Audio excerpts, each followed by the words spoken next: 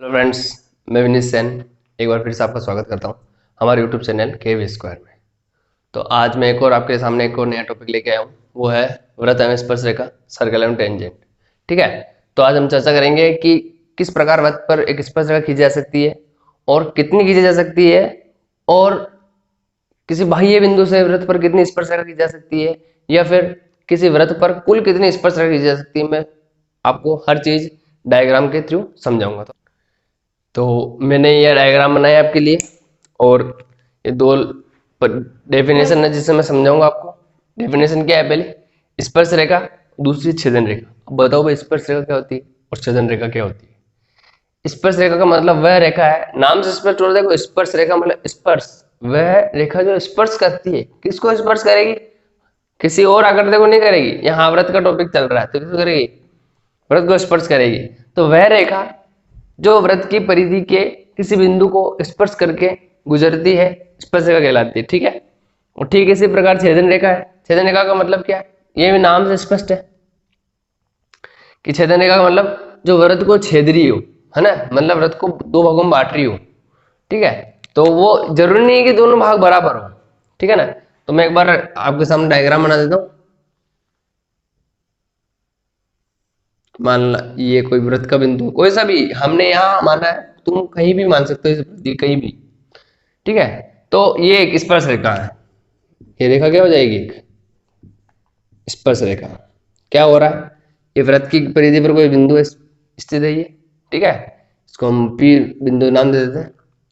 ये रेखा है, ये रेखा क्या कर रही है? इस पी बिंदु को स्पर्श करते हुए, मतलब इस वृत्त के किसी बिंदु को स्पर्श करते हुए गुजर रही है। तो इस रेखा को क्या कहेंगे? स्पर्श रेखा। ठीक है, और छेदन रेखा किसे कहेंगे? जो वृत्त को दो भागों में बांट रही है। ये रेखा छेदन रेखा है, बिल्कुल। ये भी मान सकते हो, ये भी छेदन रेखा है। कुछ भी, वे सभी रेखा जो वृत्त को दो भागों में बांटती है छेदन रेखा कहलाएगी। सीधी सी बात है। ठीक है ना। अब अब हम और चर्चा करते हैं डायग्राम्स पे। ठीक है, और अच्छे तरीके से समझाने की कोशिश करता हूं आपको।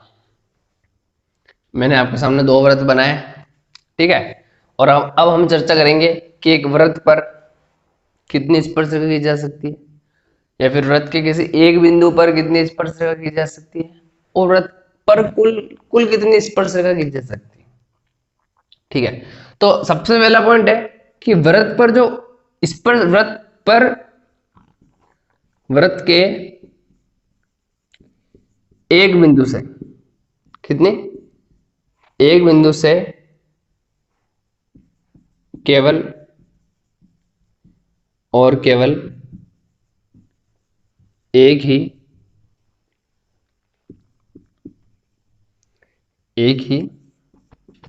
स्पर्श रेखा खींची जा सकती है। ठीक है, क्यों? क्योंकि अगर देखो, मैं डायग्राम बना के दिखा देता हूं। क्योंकि वृत्त पर कितने बिंदु है, सबसे पहले इतना दिमाग लगाओ। क्योंकि वृत्त की परिधि है, बिंदु तो हमें दिखता नहीं है, अब बिंदु हमें कल्पना करनी पड़ेगी। तो वृत्त की परिधि पर कितने बिंदु भाई? अनंत बिंदु है। अनंत बिंदुओं को मिलाकर ही तो वृत्त की परिधि बनी है, एक है कि नहीं? तो हमें पता है कि प्रत्येक बिंदु पर केवल एक और एक स्पर्शरेखा खींची जा सकती है। मतलब वृत्त पर एक बिंदु है, तो एक बिंदु पर कितनी स्पर्शरेखा खींची जा सकती है? एक। मान लो ये कोई बिंदु है, एस नाम मान लो, कुछ भी नाम मान दो, दे दो इसको। तो एस बिंदु पर एक ही स्पर्शरेखा खींच सकती है, और अगर हम इस पर और स्पर्शरेखा खींचने की कोशिश करेंगे इस बिंदु पर, तो वो स्पर्शरेखा नहीं होगी, या तो वो छेदन रेखा बन जाएगी, या फिर वो कोई रेखा नहीं होगी, मतलब वो केवल बाहर से रेखा निकल जाएगी। देखो, अगर हम इसको और खींचने की कोशिश करते हैं, ये देखो, ये व्रत हो गया छेदन रेखा, मतलब ये व्रत के अंदर से गुजर रही है। तो ये व्रत रेखा, ये जो रेखा होगी, ये स्पर्श रेखा नहीं होगी, ये कौन सी रेखा कहलाएगी? छेदन रेखा। ठीक है, और अगर मैं इसको यूं खींचना चाहूं, तो ये पहले टच हो जाएगी, या फिर यहाँ स्पर्श रेखा हो ही नहीं पाएगी, या फिर अगर खींचूं मैं इसको और, तो बाहर निकल जाएगी। कुल मिलाकर सीधी सी बात यह है कि एक बिंदु पर एक ही स्पर्श रेखा खींच जा सकती है, और यदि अगर हम उस बिंदु पर और स्पर्श रेखा खींचना चाहे तो वो ऐसा नहीं हो सकता है। क्यों? क्योंकि फिर अगर और रेखा खींचेंगे उस बिंदु पर, तो वो स्पर्श रेखा नहीं कहलाएगी, वो क्या कहलाएगी, या तो छेदन रेखा बन जाएगी या फिर एक सामान्य रेखा बन जाएगी जो वृत्त से कोई वास्ता नहीं रखती, मतलब वृत्त के बाहर से ही गुजर जाएगी। ठीक है, तो ये बात हो गई कि वृत्त के एक बिंदु से केवल और केवल एक स्पर्श रेखा खींची जा सकती है। ठीक है, अब दूसरा पॉइंट क्या बोलेगा कि वृत्त पर कुल कितनी स्पर्श रेखा खींची जा सकती है। अब बताओ भाई, वृत्त पर कुल कितनी स्पर्श रेखा खींची जा सकती है। क्यों? क्योंकि वृत्त पर बिंदु कितने होते हैं, ये दिमाग लगाओ, सबसे पहले दिमाग में लाओ कि वृत्त पर बिंदु कितने होते हैं। वृत्त पर बिंदु होते हैं अनंत। ठीक है, तो हमें पता है कि एक बिंदु पर एक स्पर्श रेखा खींची जा सकती है, तो अनंत बिंदुओं पर कितनी स्पर्श रेखा खींची जाएगी, अनंत ही खींची जाएगी। ठीक है, तो वृत्त पर कुल अनंत स्पर्श रेखा खींची जा सकती है, खींची जा सकती है। ठीक है, तो इस चीज से आपको कंफ्यूज नहीं होना है कि भाई कितने स्पर्श रेखा खींची जा सकती है।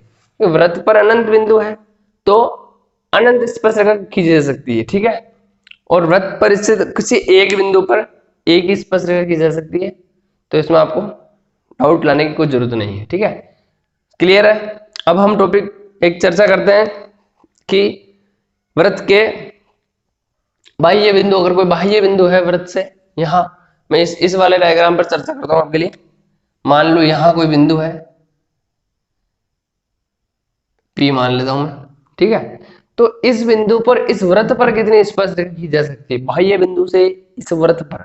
ठीक है, तो बाह्य बिंदु से हमेशा ध्यान रखिए कि बाह्य बिंदु से वृत्त पर सदैव दो ही स्पर्श रेखा खींची जा सकती है। ठीक है, क्यों? क्योंकि अगर बाहर कोई बिंदु है तो उससे मात्र केवल और केवल दो स्पर्श रेखा खींची जा सकती है। क्यों? क्योंकि अगर हम दो से अधिक खींचने की कोशिश करेंगे तो या तो वो स्पर्श रेखा नहीं होगी और या फिर क्या होगी, वो एक छेदन रेखा बन जाएगी। देखो मैं डायग्राम के थ्रू समझा देता हूं आपको।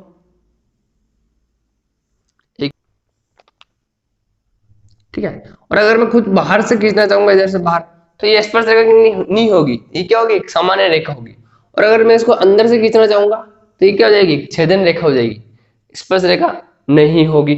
ठीक है, तो मैं एक बार वापस इसको मैं मिटा देता हूं।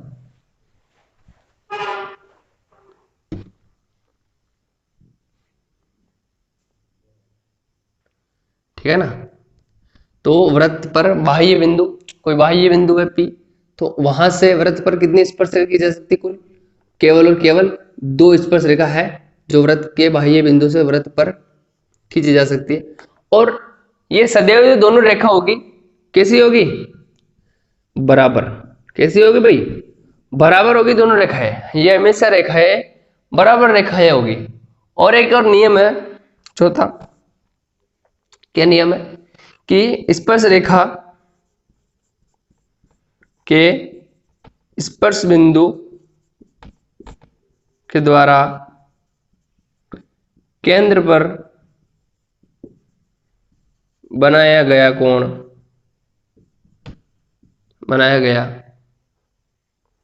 कोण सदैव 90 डिग्री का होता है, अर्थात समकोण होता है। ठीक है, तो ये हमेशा बराबर होता है। ठीक है ना, क्यों? क्योंकि ये है बाह्य बिंदु, यहां से जो भी स्पर्श रेखा खींचोगे स्पर्श बिंदु, तो ये बराबर दोनों वृत्त के दोनों सिरों पर बराबर तरीके से स्पर्श करेगी दोनों को। ठीक है, और दोनों रेखाएं बिल्कुल बराबर होगी। मैं डायग्राम थोड़ा चिन्ह बना देता हूं। हाँ, तो ये चौथा पॉइंट क्या बोल रहा है, चौथा पॉइंट बोल रहा है कि स्पर्श रेखा के स्पर्श बिंदु, मान लो ये कोई स्पर्श रेखा है। ठीक है, ये वाली स्पर्श रेखा, स्पर्श बिंदु कौन सा होगा, जहां वृत्त को स्पर्श करेगी वो स्पर्श बिंदु कहलाएगा, ये वाला बिंदु स्पर्श बिंदु होगा। ठीक है, स्पर्श बिंदु के द्वारा केंद्र पर बनाया गया कोण, मान लो ये वृत्त का कोई केंद्र है। ठीक है, इस बिंदु के द्वारा ये केंद्र पर जो बनाया गया कोण होगा वो हमेशा कितने डिग्री का होगा, 90 डिग्री का होगा भैया, मतलब समकोण होगा। ये कोण हमेशा कितने डिग्री का होगा, 90 डिग्री का समकोण होगा। ठीक है, इसी प्रकार ये वाला कोण भी समकोण होगा। तो ये लगभग मैंने आपको सभी चीजें समझा दी है स्पर्शरेखा के संबंधित, और मैं उम्मीद करता हूँ आपको समझ में आ गई होगी। मैं एक बार वापस चर्चा कर लेता हूँ इन्हीं वापस टॉपिकों पे सभी। क्या बोल रहा है, व्रत के किसी एक बिंदु से केवल और केवल एक ही स्पर्शरेखा खींची जा सकती है। बिल्कुल सही है, हमने चर्चा करी थी कि व्रत पर के अनंत बिंदु होती है और केवल एक बिंदु की बात करते हैं, तो केवल और केवल एक बिंदु पर केवल और केवल एक ही स्पर्शरेखा खींची जा सकती है। क्यों, अगर हम और स्पर्शरेखा खींचने की कोशिश करेंगे तो वो स्पर्शरेखा नहीं होगी, वो क्या होगी, या छेदन रेखा बनेगी वो, या फिर एक सरल रेखा बनेगी जो व्रत को किसी भी बिंदु पर स्पर्श नहीं करेगी, बाहर से निकल जाएगी। ठीक है, दूसरा पॉइंट क्या होता है, व्रत पर कुल अनंत स्पर्श रेखा है। सॉरी, मैंने यहाँ स्पर्श लिखना भूल गया। अनंत स्पर्श रेखा खींची जा सकती है। ठीक है, तो अनंत स्पर्श रेखा कैसे खींच सकते हैं, क्यों, क्योंकि हमें पता है कि एक बिंदु पर एक स्पर्श रेखा खींची जा सकती है। अब बताओ व्रत पर बिंदु कितने होते हैं, व्रत पर अनंत बिंदु होते हैं, तो अनंत बिंदुओं पर कितनी स्पर्श रेखा खींची जा सकती है, अनंत स्पर्श रेखा खींची जा सकती है। तीसरा पॉइंट क्या बोलता है, बाह्य बिंदु से व्रत पर, मान लो कोई बाह्य बिंदु है व्रत पर, व्रत के बाहर बाह्य बिंदु है, तो बाह्य बिंदु से व्रत पर कितनी स्पर्श रेखा खींच सकती है, तो बाह्य बिंदु से व्रत पर सदैव 2 स्पर्श रेखा खींची जा सकती है। ठीक है, और वो दोनों ही स्पर्श रेखा क्या होगी, बिल्कुल बराबर होगी। ठीक है, और जो चौथा पॉइंट क्या बोलता है कि स्पर्श रेखा के स्पर्श बिंदु द्वारा, स्पर्श बिंदु भूल गया मैं यहाँ लिखना, स्पर्श बिंदु द्वारा, स्पर्श बिंदु कौन सा है, मान ला ये कोई स्पर्श रेखा है, तो स्पर्श बिंदु ये, इसका स्पर्श बिंदु ये वाला, तो इस स्पर्श बिंदु के द्वारा केंद्र पर जो अंतरित कोण होगा वह हमेशा कितने डिग्री का होगा, 90 डिग्री का होगा। ये हमेशा ध्यान रखना है। ठीक है, तो अब हम इससे संबंधित कुछ सवालों पर चर्चा करते हैं। ठीक है, अब हमने एक क्वेश्चन लिया है। क्वेश्चन क्या बोलता है, वृत्त के केंद्र से 5 सेंटीमीटर, सॉरी पी बिंदु है कोई, वो 5 सेंटीमीटर की दूरी पर है। ठीक है, तो हम डायग्राम बनाते हैं। ये कोई वृत्त है, वृत्त के केंद्र से 5 सेंटीमीटर की दूरी पर है। ठीक है, तो ये 5 सेंटीमीटर दूरी पर हमने मान लिया ये कोई बिंदु ले लिया, पी बिंदु 5 सेंटीमीटर दूरी पर है। ठीक है, फिर क्या बोलता है, यदि वृत्त की त्रिज्या कितनी है, 3 सेंटीमीटर, मतलब ये वाली वृत्त की त्रिज्या होगी, हम इधर ले लेते हैं, कितनी सेंटीमीटर, 3 सेंटीमीटर वृत्त की त्रिज्या है। ठीक है, कहीं भी ले सकता हूँ, यहाँ यहाँ यहाँ किधर भी। ठीक है ना, तो P बिंदु से वृत्त पर खींची गई स्पर्श रेखा की लंबाई ज्ञात करो। हमें क्या ज्ञात करना है, स्पर्श रेखा की लंबाई ज्ञात करनी है। बिल्कुल कर सकते हैं, नहीं कर सकते हैं, कर सकते हैं भाई, बिल्कुल थोड़ा सा दिमाग लगाना है और सवाल हमारे खत्म कर देंगे एक बार में। तो स्पर्श रेखा देखो, ये स्पर्श रेखा होगी,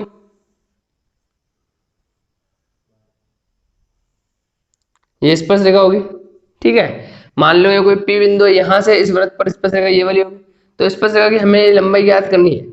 ठीक है, तो हम क्या करेंगे, वापस डायग्राम की ओर रुख करते हैं, और डायग्राम हमारा क्या बनता है, इस प्रकार का डायग्राम बनता है। और हमें एक जानकारी पता है कि किसी भी स्पर्श रेखा के द्वारा वृत्त के केंद्र पर बनाया गया का जो कोण होगा वो हमेशा कितने डिग्री का होगा, 90 डिग्री का होगा। ठीक है, हम इसे नाम दे देते हैं। तो हम क्या करते हैं, देखो अब हमें पता है ये 90 डिग्री का एक कोण हो गया, तो ये किस प्रकार का त्रिभुज बन रहा है, समकोण त्रिभुज बन रहा है। तो हमें एक समकोण त्रिभुज में एक संबंध पता है। देखो एक आधार हमें पता है, इसका कर्ण हमें पता है, हमें क्या ज्ञात करना है, लंब ज्ञात करना है। तो हम इसका सीधा सीधा पाएगा वर्ष क्रम में लगाएंगे और सीधी स्पर्शरेखा की लंबाई ज्ञात करेंगे। जो हमारा लंब प्राप्त होगा वही तो होगा हमारा क्या होगा, स्पर्शरेखा होगी ना। हम क्या करेंगे, ले लेंगे त्रिभुज पी एस ओ से या ओ एस पी से। ठीक है, क्या होगा भाई, कर्ण का स्क्वायर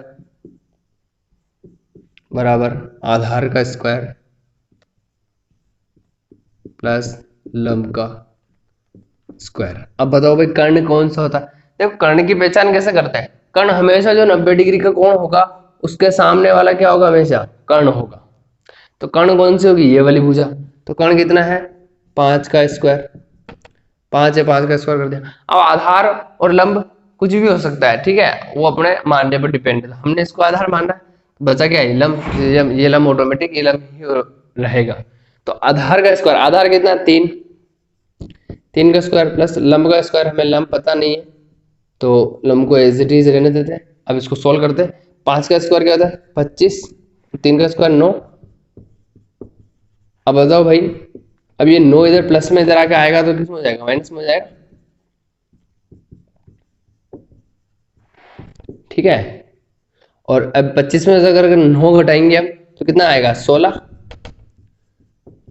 अब हमें पता है हम इधर दोनों तरफ क्या करेंगे, वर्गमूल लेंगे, या फिर इधर स्क्वायर है तो इधर रूट लग जाएगा, स्क्वायर हटेगा तो इधर लंब। तो 16 का रूट क्या होता है 4 होता है ना, तो लंब कितना आ गया हमारा 4 सेंटीमीटर। मैं यहाँ लिख देता हूँ 4 सेंटीमीटर लंब, खत्म, ठीक है। तो हमारा ये लंब कितना आ गया, ये 4 सेंटीमीटर हमारा लंब आ गया। तो ये लंब क्या है, यही एक स्पर्श रेखा है, ठीक है ना। तो इसका आंसर क्या होगा, अतः वृत्त की स्पर्श रेखा की लंबाई बराबर 4 सेंटीमीटर है। ये सवाल खत्म होता है। अब हम नया सवाल, ये क्वेश्चन आपके सामने, ये क्वेश्चन क्या बोल रहा है, 2 सेकेंद्रीय वृत्त। अब पहली बात तो हमें दिमाग लगाना चाहिए कि 2 सेकेंद्रीय वृत्त क्या होते हैं। भाई देखो भाई, 2 सेकेंद्रीय वृत्त का मतलब है जिनका केंद्र एक ही हो, मतलब ये डायग्राम बना हुआ है, इस वृत्त का केंद्र भी यही है, उस बड़े वाले वृत्त का केंद्र भी यही है, ठीक है। तो उनकी जो त्रिज्याएं है कितनी है 3 सेंटीमीटर और 5 सेंटीमीटर है। तो बड़े वृत्त की उस जीवा की लंबाई ज्ञात करो जो कि छोटे वृत्त को स्पर्श करती हो, ठीक है। तो हमारा सवाल समझ में आना चाहिए कि क्या कर रही हो, बड़े वृत्त की एक जीवा। अब पहली बात तो बताओ जीवा कैसे कहा जाता है। जीवा वह रेखा होती है जो वृत्त को 2 भागों में बांटती है, ठीक है। व्यास भी एक जीवा ही है, वो सबसे बड़ी जीवा होती है किसी वृत्त की, सबसे बड़ी जीवा व्यास होती है उसकी, ठीक है। तो जीवा मतलब जो छोटे वृत्त को स्पर्श भी करनी चाहिए और जीवा भी होनी चाहिए। तो हम ये मान लेते हैं ये वाली रेखा, इसको यहाँ स्पर्श, स्पर्श हो जाए यहाँ, ठीक है, इस बिंदु पर स्पर्श कर रही है ना। तो ये स्पर्श रेखा भी हो गई।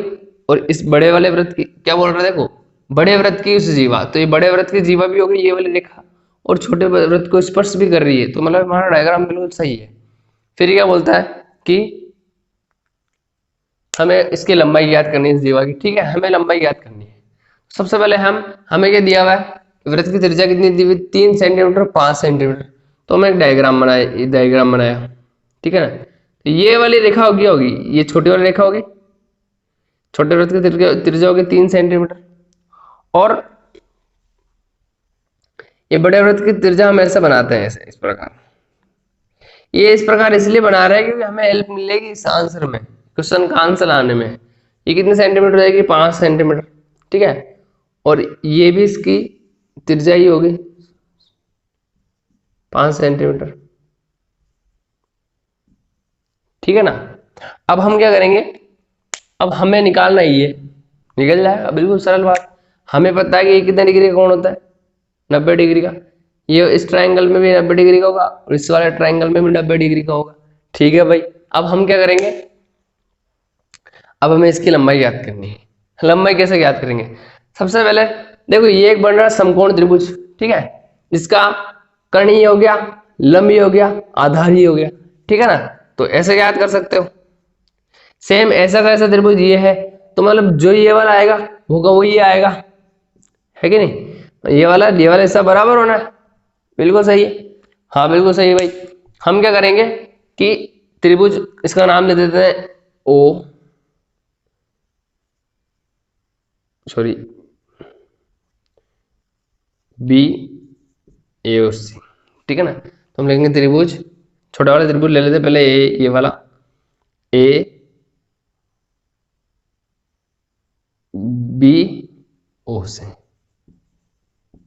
कोस। ठीक है, हम क्या करेंगे, हमें पता है कि वही ये जो आधार है, ये लंब है, ये कर्ण है, पाइथागोरस प्रमेय लगाएंगे।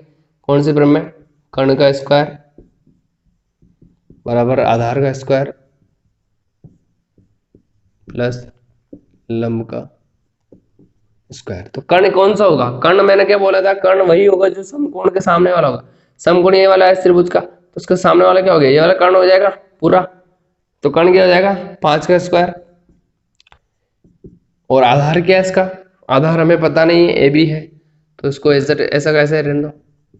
और लंब क्या होगा इसका? 3, तो 3 का स्क्वायर। सेम वैसा ही क्वेश्चन है पहले जैसा ही, यहाँ ए बी का स्क्वायर प्लस 3 का स्क्वायर 9 होता है। ये 3 इधर आएगा तो माइनस में हो जाएगा।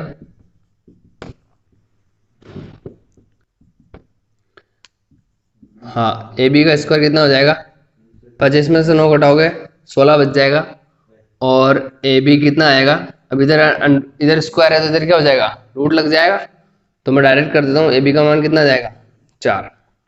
ठीक है, 4 हो जाएगा। तो 4 किसका मान आया? ए बी का मान आया। हमें क्या याद करना है? हमें पूरी ऐसी याद करनी है। क्यों? हमें जीवा की लंबाई याद करनी है। ठीक है ना। अब लिखो क्योंकि, ठीक है, क्योंकि त्रिभुज ए बी और ओ समरूप है किसके? त्रिभुज सी बी ओ के। ठीक है ना, समरूप है कि नहीं? तो मतलब अगर समरूप है तो इनकी जो भुजाएं क्या होगी? बराबर होगी। समरूप त्रिभुज की संगत भुजाएं बराबर होगी। ठीक है ना। तो ए बी सी बी के बराबर होगी, बी ओ के बराबर होगी, और ओ ए ओ सी के बराबर होगी। ठीक है, तो ए बी किसके बराबर होगी? सी बी के। तो ए बी बराबर सी बी बराबर 4। ठीक है, सी बी 4 होगी। तो क्या होगी? वृत्त की जीवा कितनी हो जाएगी? तो वृत्त की जीवा की लंबाई कितनी हो जाएगी भाई? 4 + 4 बराबर 8 सेंटीमीटर। ये सवाल खत्म होता है आपका। अब हम इसी वृत्त और स्पर्श रेखा संबंध एक नए टॉपिक के बारे में चर्चा करते हैं, वह है एकांतर वृत्तखंड। अब भाई एकांतर वृत्तखंड का मतलब क्या होता है? ठीक है, अब हमें नाम से स्पष्ट हो रहा है एकांतर वृत्तखंड, मतलब एक जो खंड है वो वृत्त का खंड है, वो एकांतर है। ठीक है ना, मतलब है क्या है? वृत्त का खंड है। ठीक है ना। तो मान लो कोई स्पर्श अगर खींचते हैं, हम इसी बिंदु पर खींच लेते हैं, ये स्पर्श रेखा है कोई, इस बिंदु पर खींच गई, एकांतर वृत्तखंड है, तो मतलब कोई ना कोई वृत्त का हिस्सा है, वृत्त का भाग है। ठीक है, तो इस पर कोई मान लो जीवा खींच लेते अपन यूं, अगर ये मान लो ये कोई जीवा खींच लेते हैं। ठीक है, और इसे नाम दे देते हैं ए बी सी डी। हाँ, और हम अगर इससे संबंधित कैसे सवाल पूछ सकते हैं कि कोई माना कौन है, ये कौन सा हो गया? ए सी डी, ये कौन हो गया भाई? ए सी डी। इसका एकांतर वृत्तखंड कौन सा होगा? इस पर मैं नाम डाल देता हूं, देखो पी क्यू आर और एस। ठीक है, एकांतर वृत्तखंड का मतलब होता है कि एक वृत्त का हिस्सा है कोई। ठीक है, तो वो वृत्त का कौन सा वाला हिस्सा है? ठीक है ना, और क्यों है? अब देखो, अब अगर सवाल पूछा जाए कि कौन ए सी बी, सॉरी ए सी डी, ये वाला जो कौन है, इसका एकांतर वृत्तखंड कौन सा होगा? अब हमें पता है कि एकांतर वृत्तखंड है तो मतलब वृत्त का कोई ना कोई हिस्सा होना है, बाकी कौन उससे कोई मतलब ही नहीं है। तो वृत्त का हिस्सा कौन सा? ये वाला या फिर ये वाला। ठीक है, क्यों? क्योंकि ये जो जीवा है ये इस वृत्त को 2 भागों में डिवाइड कर रही है, एक तो बड़ा वाला हिस्सा, एक छोटा वाला हिस्सा। तो रही बात कौन सा वाला, ये जो भी कोण है हमारे पास, ये वाला ए सी डी, इसके जस्ट जो विपरीत साइड में, जो विपरीत दिशा में जो भी वृत्त का हिस्सा होगा, वो ही इस कोण का एकांतर वृत्तखंड कहलाएगा। ठीक है, तो इसके कोण का मुख इस तरफ है ना, इसका मुख इस तरफ है ना, तो इसके जो विपरीत दिशा में जो वृत्त का हिस्सा होगा वो क्या होगा? एकांतर वृत्तखंड होगा इसका, ये वाला हिस्सा। ये हिस्सा क्या होगा? इसका क्या होगा? इसका एकांतर वृत्तखंड नाम होगा इसका ए पी क्यू आर एस, वापस ये। ठीक है, तो मैं लिख देता हूं कोण ए सी डी का एकांतर वृत्तखंड क्या होगा? ये होगा A P Q R S C, sorry C. अब तुम चाहो तो तुम ऐसे भी ले सकते हो, C R Q P A, C R Q P A एकांतर वृत्तखंड होगा। और रही बात, अगर बात आ जाए कि भाई इस क्वेश्चन का या इस कोण का, कौन से का, ए C D A C B का, ठीक है, कि कौन ए सी बी का एकांतर वृत्तखंड कौन सा होगा, तो आप जवाब दीजिए। क्या होगा? दिमाग लगाओ फटाफट। भाई इसका एकांतर वृत्तखंड मैंने क्या बोला था, कौन कौन सा है? ए सी बी, मतलब कौन का मुख किस तरफ है? इस तरफ। तो इस मुख की तरफ नहीं, इसके जो विपरीत साइड में जो भी वृत्त का हिस्सा होगा, कौन सा विपरीत साइड, कौन सा? ये वाला। तो इधर कौन सा वृत्त का हिस्सा है? ये वाला, ए एस सी। हाँ, यही इसका क्या होगा? एकांतर वृत्तखंड होगा, ए एस सी इसका एकांतर वृत्तखंड होगा। ठीक है, समझ में आ गया? और अब हम चर्चा करते हैं कोण के बारे में, कि एकांतर वृत्तखंड है, ये है इस कोण का ये वाला, या फिर इस वाले कोण का ये वाला एकांतर वृत्तखंड है, तो ये कोण किसके बराबर होंगे? ठीक है, तो इसके लिए मैं आपको वापस डायग्राम बनाता हूँ शुरू से। अब थोड़ा सा सवाल थोड़ा सा चेंज कर देता हूँ, ठीक है, थोड़ी एक्स्ट्रा नॉलेज है हमारे। अब ये क्वेश्चन क्या बोल रहा है कि कोण ए सी डी है, कोई कोण, इसके बराबर कौन सा कोण होगा? तो ध्यान रखना है, हमेशा इसके बराबर वही कोण होगा जो इस कोण के एकांतर वृत्तखंड में बनेगा। मतलब इस कोण के एकांतर वृत्तखंड कौन सा है? ये वाला। इस एकांतर वृत्तखंड में कोई सा भी कोण बनेगा वो किसके बराबर होगा? इस वाले कोण में, कोण के बराबर होगा। मान लो कोई कोण है ये, ठीक है, तो ये कोण किसके बराबर होगा? ये वाला कोण और ये वाला कोण क्या होगा? हमेशा बराबर होगा। ठीक है ना? किस क्यों? क्योंकि मैं एक बार वापस बता देता हूं, जो भी कोण है वो उसके एकांतर वृत्तखंड में बनने वाले किसी भी कोण के बराबर होगा। ठीक है, तो कोण ए सी डी किसके बराबर होगा? कोण ए क्यू सी के बराबर। ठीक है, और अब तुम बोलो क्यों, कोई जरूरी कैसे बना? कोई जरूरी नहीं है भाई, तुम ऐसा भी बना सकते हो। ये भी इसका सही आंसर है, ये इसके भी बराबर होगा। किसके? ए पी सी के। अब तुम कहते हो नहीं मैं यू बनाऊंगा, तो यू बना लो, ये भी इसी के बराबर होगा। किसके? ए आर सी भी इसी के बराबर होगा। किसके? ए सी डी के। समझ में आया? एक बार वापस बताता हूं कि कोण ए सी डी किस कोण के बराबर होगा? ये कोण उसी कोण के बराबर होगा जो इसके एकांतर वृत्तखंड में बनेगा। अब पहले तो दिमाग लगाओ कि इसका एकांतर वृत्तखंड कौन सा है। इसका एकांतर वृत्तखंड इधर वाला है, तो इधर जो भी कोण बनेगा वो में से इसके बराबर होगा। ठीक है, कैसे बढ़ना चाहिए? वो इसकी जो जीवा की जो लंबाई है, जीवा के दोनों सिरों से बढ़ना चाहिए। ठीक है, जो जीवा का एक सिरा ये वाला और एक सिरा ये वाला, दोनों सिरों से जो कोण बनेगा वृत्त की एकांतर वृत्तखंड में परिधि के स्पर्श करते हुए, तो वो कोण सदैव उसके बराबर होगा। ठीक है, इस प्रकार मैं क्वेश्चन ले लेता हूं छोटा सा। माना हमारा एक वृत्त बनाया हमने, इसका इधर इस बार स्पर्श रेखा इधर बना देता हूं। ठीक है, और इसका एकांतर वृत्तखंड इधर P Q R S T.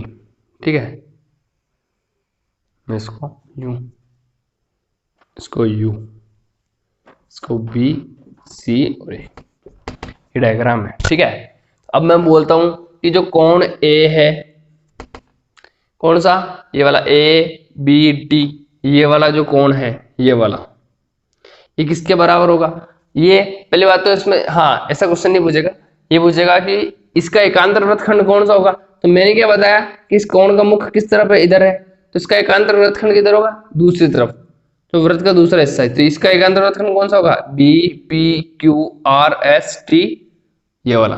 ठीक है, और अगर ये पूछ ले कि ये वाला कौन है, कौन सा, सी बी टी, कौन सा, सी बी टी, तो इसका एकांतर वृत्तखंड कौन सा होगा, मैंने क्या बोला कि सम्मुख सिरा वाला नहीं, विपरीत सिरा वाला। विपरीत सिरा कौन सा, इधर वाला, इसका विपरीत सिरा इधर वाला होगा ना, इधर कौन सा वृत्तखंड है, ये वाला, इसका एकांतर वृत्तखंड होगा, क्या नाम होगा, बी यू टी। ठीक है, समझ में आ गया आपको। और अब अगर मैं एक डायग्राम वापस बना देता हूं, थोड़ा सा इसको सही कर देता हूं मैं।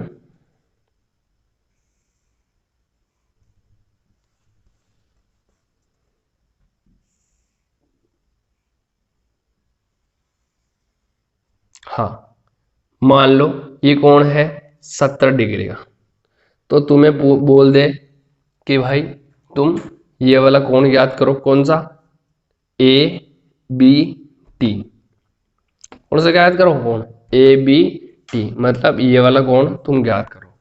तो मैंने तुम्हें क्या बोला कि भाई ये कोण कितने डिग्री का होगा, ज्यादा दिमाग लगाने की जरूरत नहीं। पहली बात तो दिमाग लगाओगे, ये किसका एकांतर वृत्तखंड है, इस वाली जीवा का, इस वाले जीवा का एकांतर वृत्तखंड है, तो मतलब इस वाले कोण का एकांतर वृत्तखंड ये वाला, तो इस वाले कोण, मैंने क्या बोला कि ये कोण उसी के बराबर होगा जो इसके एकांतर वृत्तखंड में बनेगा, तो ये वाला कोण है। ठीक है, इसका एकांतर वृत्तखंड कौन सा, ये वाला, तो इसमें कौन सा कोण बन रहा है, ये 70 डिग्री का बन रहा है, तो ये कोण भी कितने डिग्री का होगा, 70 डिग्री का। ठीक है, ऐसा एक डायग्राम और बना लेता हूं, मान लो, सॉरी, ये कोई स्पर्श रेखा है। ठीक है, अगर पूछा जाए, इसको नाम दे दो A B C D E, अब मैं बोल दूं कि ये वाला कोण 50 डिग्री का है, तो अब अगर हमें पूछा जाए कि ये वाला कोण कितने डिग्री का होगा, सॉरी ये वाला नहीं, ये वाला कोण, तो ये कोण भी 50 डिग्री का ही होगा। क्यों होगा, क्योंकि देखो ये किसके एकांतर, पहली बात तो इस कोण का एकांतर वृत्तखंड कौन सा है, ये वाला। अब इस एकांतर वृत्तखंड में कौन सा कोण बन रहा है, 50 डिग्री का, तो ये कोण भी किसके बराबर होगा, इसी कोण के बराबर होगा। ठीक है, और अगर कुछ इस प्रकार का, यहां अगर ये कोण मान लेते हैं, ये कोण कितने डिग्री का है, 80 डिग्री का मान लो। ठीक है, तो अब हमें पूछते हैं कि भाई ये कोण ज्ञात करो, तो ये कोण भी कितने डिग्री का होता है, 80 डिग्री का। क्यों, क्योंकि पहले देखो ये जीवा है, ठीक है, इसका एकांतर वृत्तखंड कौन सा है, पूरा ये वाला, इस एकांतर वृत्तखंड में कौन सा कोण बन रहा है, ये वाला, तो ये 80 डिग्री का, तो ये कोण कितने डिग्री का, 80 डिग्री का। ठीक है, तो आज मैंने इस वृत्त में स्पर्श रेखा के सभी टॉपिक आपको क्लियर कराए हैं, और स्पर्श रेखा के बारे में बहुत कुछ समझाया आपको, और एकांतर वृत्तखंड के बारे में भी समझाया। उम्मीद करता हूँ आपको ये वीडियो अच्छा लगा होगा, और आप वीडियो को जरूर लाइक करें, शेयर करें, और कमेंट बॉक्स में कमेंट भी करें। अगर कोई प्रॉब्लम हो तो भी कमेंट करें कि भाई इस यहाँ में प्रॉब्लम आई थी। ठीक है, और चैनल को सब्सक्राइब जरूर करें और बेल आइकन का बटन जरूर दबाएं। धन्यवाद।